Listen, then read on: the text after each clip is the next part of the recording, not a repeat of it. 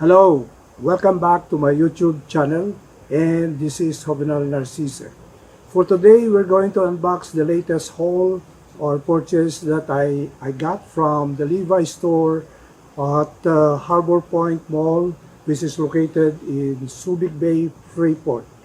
Last week, I was able to buy 3 pairs of their Levi's Chinos or Chino jeans and a Levi's Oxford long sleeve shirt in light blue color. As I will pair this light blue shirt with this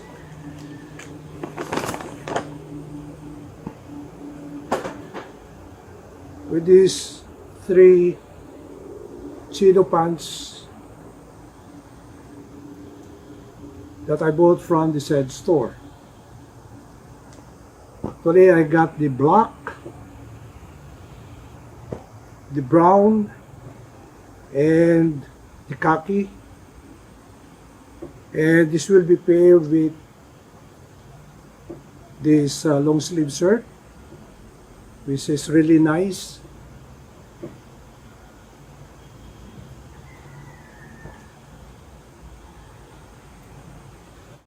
It was not known where the original mill or maker of this fabric was located. However, it was believed that this kind of fabric was very famous among soldiers who are in training and who are in combat. As this fabric was needed as part of the military uniform of armed forces during World War II, there had been a big demand for it. It is believed that most of the fabric or the manufacturing factories were located in China. Thus, this kind of fabric came all the way from China. Thus, this fabric was named as Chinos. Sometimes Chinos are referred as khakis. However, at a closer look, khaki is simply a color of the Chino. For example, like this. This is a khaki color, which is totally different from a brown color or a black color.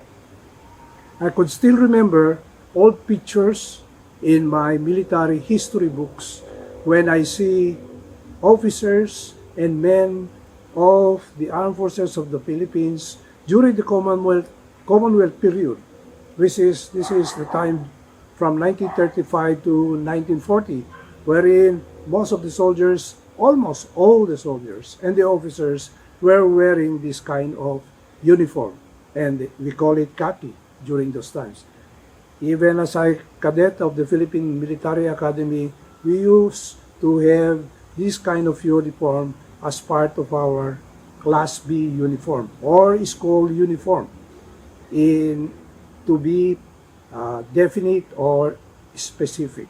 In those old pictures, I can see the soldiers using this kind of fabric as part of their uniform. And I even saw pictures of General Douglas MacArthur wearing this kind of fabric in his uniform during those times, to include his generals. And also, during the Korean War, this kind of fabric had been used by the soldiers, and after the Korean War. So this is a very important fabric in the history of the world. So in today's fashion, Chinos is already a part of the modern wardrobe and modern fashion trend. Some are still 100% cotton, but most of the chinos that you can see in the market today has a mixture of elastane or polyester in it.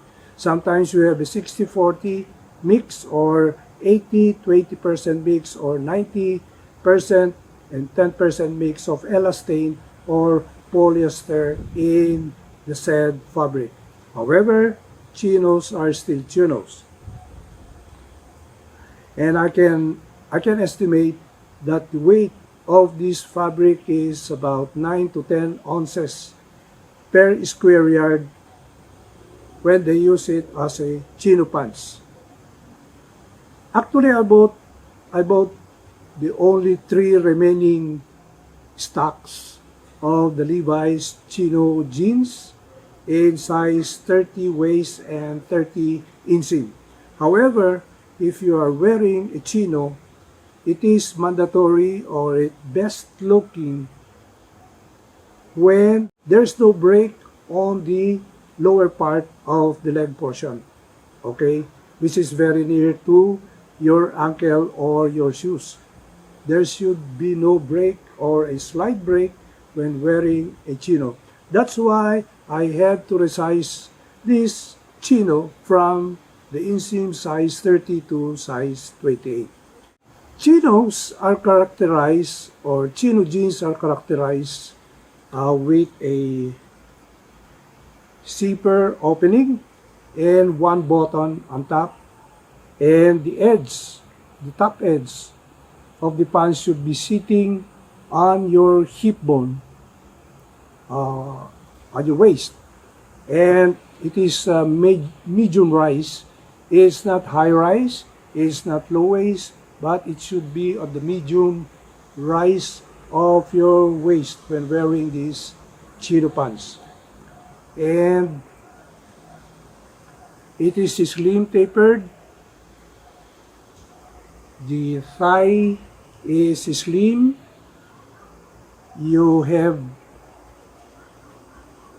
a slanting pocket at the side, and you have 2 back pockets with the right having a button and the left pocket without any button. So basically that is the main characteristic of a chino jeans. Chinos can be worn with boots, any kind of heritage boots, you can wear it. However, just be careful that the hem is very slim. I think engineer boots cannot go with this. You have to wear this inside your engineer boots. But for a ordinary heritage boots, lace with laces, you can wear these chino jeans. As to the price, we will see.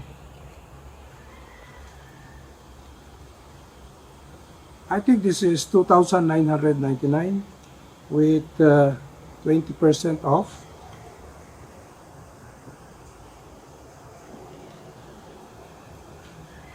The Oxford shirt is, I think, the same price, 2,999 pesos with 20% off. Chinos are good for casual wear and for office work, and sometimes you can wear it with a necktie and jacket or a coat. So this is a very versatile pants. You can mix it with any long sleeves, a shirt with short sleeves, and you have a casual wear. So, very nice. This is the brown. Actually, this is 2,199. So there's the price.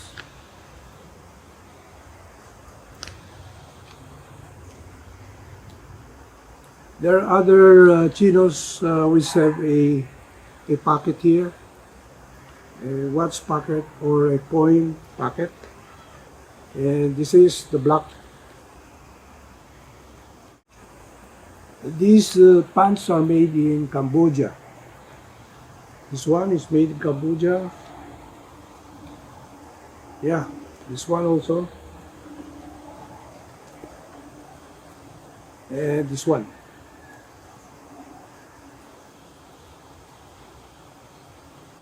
I am size small in the long sleeves.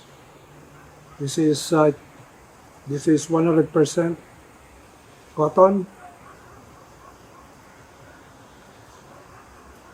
This is 100% cotton and it is made in India.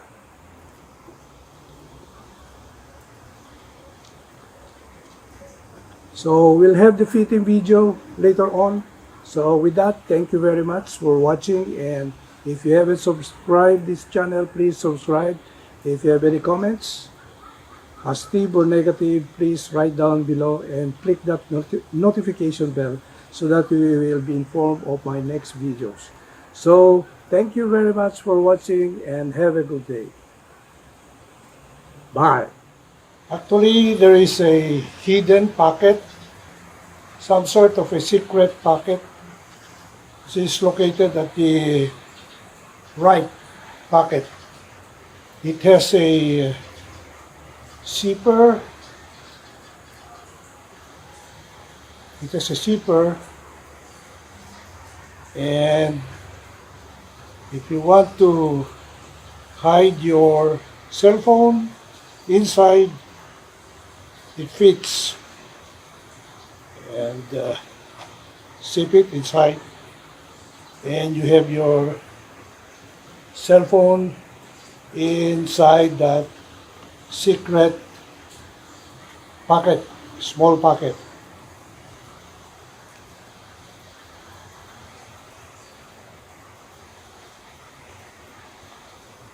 Simply zip it up, zip it down, bring out your cell phone.